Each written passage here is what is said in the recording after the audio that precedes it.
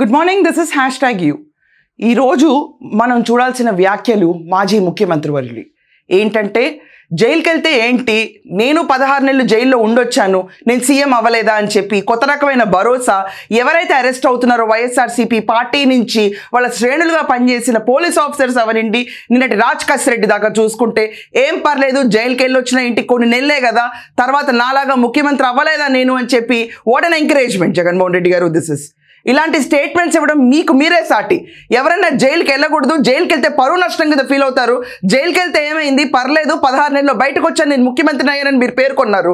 ఈ రకంగా చూసుకుంటే ఇలాంటి వ్యాఖ్యలు చేసిన మీరు ఏ రకంగా స్ఫూర్తిదాయకులు?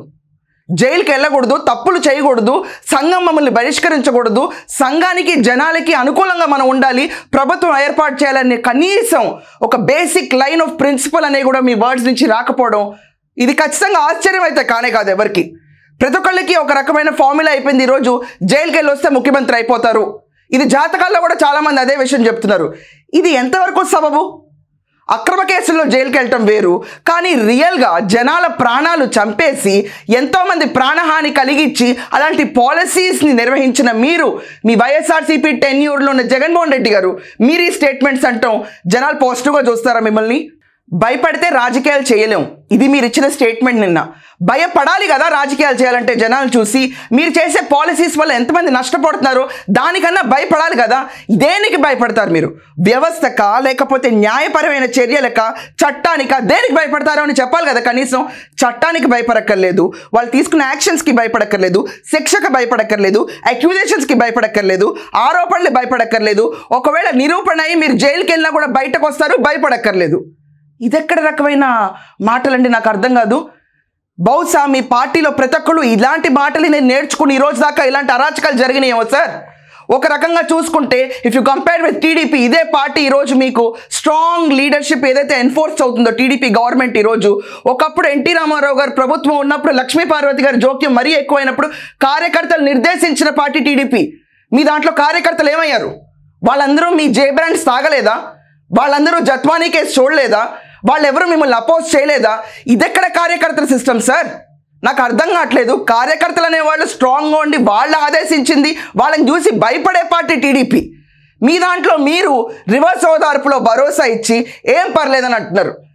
ఇది విశ్లేషకులకే వదిలేస్తున్నాను. ఇదేం రకమైన మెంటాలిటీ నాకైతే అర్థం కావట్లేదు.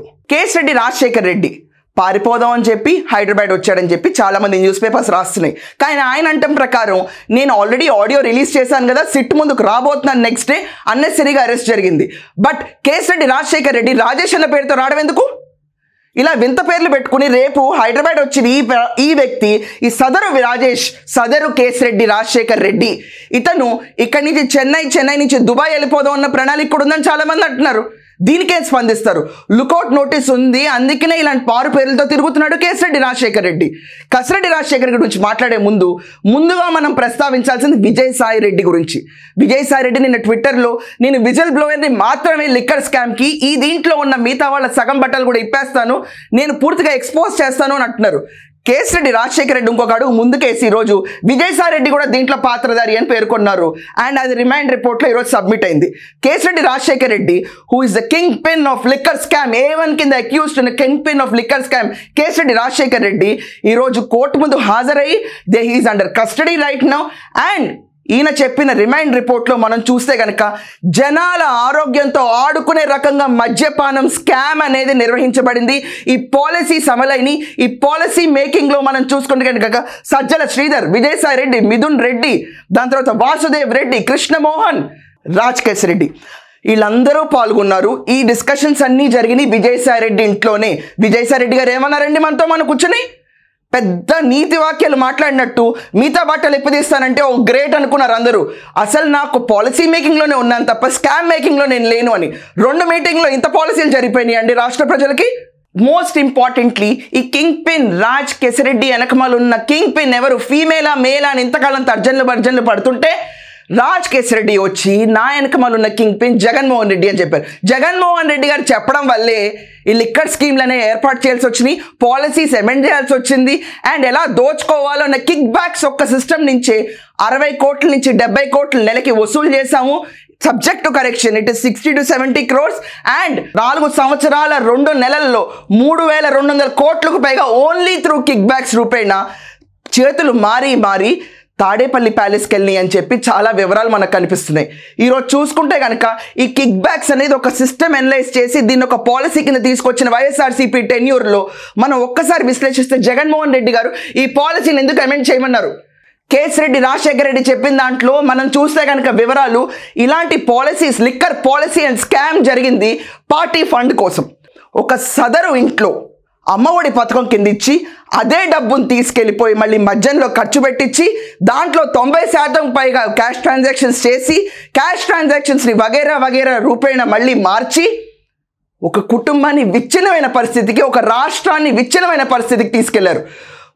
మనం చూసుకుంటే కిక్ బ్యాక్ సిస్టంలోనే 3,200 కోట్లు కిక్ బ్యాక్స్ మాత్రమే. అదే అసలు కుంభకోణం బయటకు వస్తే 2 లక్షల కోట్లు పైగా ఉందని ప్రతి ఒక్కళ్ళు అంచనా వేస్తున్నారు. Delhi liquor scam is nothing in front of Andhra Pradesh liquor scam. ఇండియాలో బహుశా ఇంత పెద్ద లిక్కర్ స్కామ్ ఏదైతే ఉందో మద్యపాన నిషేధం కింద జరిగిన అతిపెద్ద ఘోరమైన చర్య వైఎస్ఆర్సీపీ టెన్యూర్లో జరిగింది. గవర్నమెంట్లోకి రాకముందే స్కీమ్లు వేసుకుని రాష్ట్రాన్ని ఎన్ని రకాలుగా దోచుకోవాలన్నాడు. దాంట్లో లిక్కర్ స్కామ్ ప్రధానమైనది. మైనింగ్ అవనండి, ఇసుక అవనండి, పోర్ట్స్ అవనండి, ఏ రకంగా రాష్ట్రాన్ని దోచుకోవాలి, ఎంత సంపద సృష్టించాలన్న నినాదంతో ముందుకెళ్లిన YS Jaganmohan Reddy and his party ఈరోజు ఏం ఫేస్ చేస్తారు? ప్రతి ఒక్కరికి ఒక కామన్ సెన్స్ ఉన్న క్వశ్చన్ రాదా? మీ టెన్యూర్లో జగన్మోహన్ రెడ్డి గారు లిక్కర్ బాధితులు అనారోగ్యంతో ఎంతమంది అటెండ్ అయ్యారు, ఎంతమంది చనిపోయారు, వాళ్ళకి ఫార్గా మీ వాయిస్ ఎందుకు వినపడలేదు? మీరు గవర్నమెంటే మద్యాన్ని సరఫరా చేసినప్పుడు ఈ లిక్కర్ తాగి చనిపోయిన వాళ్ళ గురించి మీరెందుకు ప్రశ్నించలేదు? మీరెందుకు you didn't give your word for them? ఎక్కడన్నా దాఖలాలు ఉన్నాయా? ఉండవు. ఇలాంటి దాఖలాలు ఎక్కడా ఉండవు. ఎంతసేపు రాష్ట్రంలో దోచుకోవటం, దానికి వనరులు సమకూర్చుకోవటం, ఎన్ని రకాలుగా దోచుకోవటం అనేది మీకు జరిగిన విశ్లేషణ, దీని గురించి జరిగిన ప్లానింగ్ ఇదంతా. ఒక రకంగా చూసుకుంటే మొదట ఈ కిక్ బ్యాక్ సిస్టమ్స్ అన్నిటినీ ఏర్పాటు చేసినప్పుడు డబ్బులు ఏదైతే కలెక్ట్ అవుతున్నాయో, ఫర్ ఎగ్జాంపుల్ సింపుల్ లాజిక్గా ఎక్స్ప్లెయిన్ చేయాలనుకుంటే ఒక డిస్టరీ నుంచి ఒక కేసు 1,000 రూపాయలు కొంటే 1,000 రూపాయలు కొంటే గవర్నమెంట్ ఇచ్చి అయ్యే బిల్లింగ్ 1,500 అవుతుంది. ఆ 500 రూపాయలు తిరిగి గవర్నమెంట్కి క్యాష్ రూపాయన ఇచ్చేయాలి సదరు ఆర్గనైజర్కి. ఆ ఆర్గనైజర్ పైన వచ్చిన 500 గవర్నమెంట్ సొమ్ము ఏదైతే ఉందో కొనటానికి చూపించిన మనీని 500 పాకెట్లో పెట్టుకుని ఈ 1,000 రూపాయల్లో వీళ్ళ బ్రాండ్ని మార్కెట్లో ప్రొడ్యూస్ చేయాలి, ప్రొక్యూర్ చేసి జనాల దగ్గర తీసుకెళ్లాలంటే దీనిపైన ఒక కిక్ బ్యాక్. ఏ రకంగా దోచుకున్నారండి ఒక స్కామ్ని? ఒక చిన్న బాక్స్ మీదే ఇంత పర్సంటేజెస్ జరుగుతుంటే బెల్ట్ షాపులకి మీరు సప్లై చేసిన మీ బ్రాండ్స్, సొంత బ్రాండ్స్ లీజ్కి తీసుకున్న డిస్టిలరీస్ అవనండి, బెదిరించి కొనుక్కున్న డిస్టిలరీస్ అవనండి, ఇవన్నీ బెల్ట్ షాపులకి వెళ్ళినప్పుడు 90%కి పైగా వాటన్నిటికీ బిల్లులు లేవు, క్యాష్ ట్రాన్సాక్షన్స్ జరిగినాయని కేసిరెడ్డి రాజశేఖర రెడ్డి ఒప్పుకున్నాడు నిన్న. ముందుగా ఇలా వసూలైన కిక్ బ్యాక్స్ని మొదట్లో మిథున్ రెడ్డికి, తర్వాత కృష్ణమోహన్కి, ఓఎస్డి కృష్ణమోహన్కి అందించేవారని రాజ్ రెడ్డి పేర్కొన్నారు. అంటే ఈ ముడుపులన్నింటినీ తీసుకెళ్లి ఎక్కడికి సమకూర్చారు? ఇది చెప్పడానికి కృష్ణమోహన్ రెడ్డి ముందుకు రావాలి. కృష్ణమోహన్ ముందుకు వచ్చిన తర్వాత ఈ స్టేట్మెంట్స్ అన్ని రికార్డ్ అయిన తర్వాత జగన్ ఆదేశాల మేరకే ఇలాంటి స్కీములు చేస్తాం, జగన్ ఆదేశాల మేరకే ఇలాంటి కిక్ బ్యాక్స్ వసూలు చేస్తాం అని రాజ్ రెడ్డికి ఉన్న స్టేట్మెంట్ మరింత బలపడుతుంది. మనం అర్థం చేసుకుంటే 2022 సంవత్సరంలో మద్యం వల్ల అనారోగ్యం చెందిన కేసులు కొన్ని వందలు, చనిపోయిన వాళ్ళు కొన్ని వందలు, వాటన్నిటికీ లింక్స్ ఇవే కదా. ఈ దారుణమైన మద్యం వెరీ అన్హైజీనిక్. ద వే ఎవరికన్నా ఒక మద్యాన్ని ఇచ్చి దాన్ని కూడా ఒక కల్తీ మద్యం కింద తీసుకెళ్లి విడతల వారీగా మద్యపాన నిషేధం ఏర్పాటు చేసిన జగన్మోహన్ రెడ్డి టెన్యూర్లో ప్రజలకు పట్టిన దుర్గతి ఇది.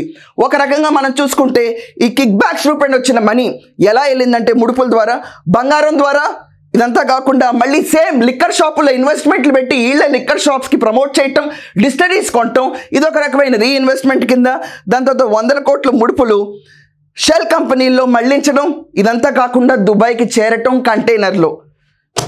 ఈ రకంగా చూసుకుంటే వైఎస్ఆర్సీపీ పార్టీ ఒక ప్రక్కా ప్రణాళికతో వచ్చి జనాల ఆరోగ్యంతోనూ మద్యపాన నిషేధం అన్న ఒక హామీతోనూ ముందుకొచ్చి 15 ఏళ్లకు సరిపడా 25,000 కోట్లకు తాకట్టు పెట్టి ఒకవేళ మీరే విడతల వారీగా మద్యపాన నిషేధం ఆమోదించాలి, చెయ్యాలి, రాష్ట్రాన్ని బాగుపరచాలి అనుకున్నప్పుడు అప్పెందుకు తీసుకొస్తారు? ఆల్రెడీ ఉన్న డిస్టిలరీస్ని 2014 నుంచి 19 వరకు ఉన్న డిస్టిలరీస్ని ఎందుకు డిస్కంటిన్యూ చేస్తారు? వాళ్ళు మీ కిక్ బ్యాక్స్కి ఒప్పుకోలేదనా? మీ పర్సంటేజెస్ టూ హై ఉన్నాయని చెప్పా? ఎందుకని? ఇదో పెద్ద రాకెట్ సైన్స్ ఏం కాదు. అసలు మనకి ఎంత మద్యం అనేది సరఫరా అయింది అండ్ ప్రొక్యూర్ అయింది ఆర్ ద డిస్టరీస్ హ్యావ్ సప్లైడ్ అని చెప్పడానికి కాగితాలు చించేసినా కూడా కరెంట్ బిల్లులు చెప్పవా? ఒక మద్యం ఎన్ని లీటర్లు డెవలప్ చేయడానికి ఎంత కరెంట్ పడుతుంది?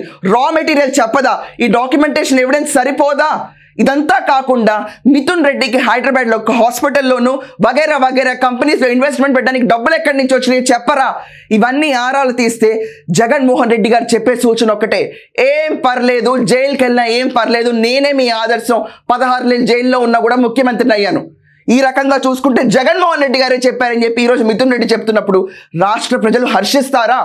ఏ నోటుతో అయితే నువ్వు మద్యపాన నిషేధాన్ని అమలు చేస్తానని రాష్ట్ర ప్రజల ముందుకు వచ్చి ఓట్లు అడిగావు, అదే నోటుతో తీసుకెళ్లి విడతల వారీగా మద్యపాన నిషేధం అందిస్తాను అని చెప్పి సొంత డిస్టరీస్ గవర్నమెంటే ఇంత మోసం చేసి జనాల ఆరోగ్యంతోనూ వాళ్ళ ఆర్థిక సంస్థల మీద కొట్టినప్పుడు హర్షిస్తారా? God knows what is the fate of the future of Andhra Pradesh. Thank you.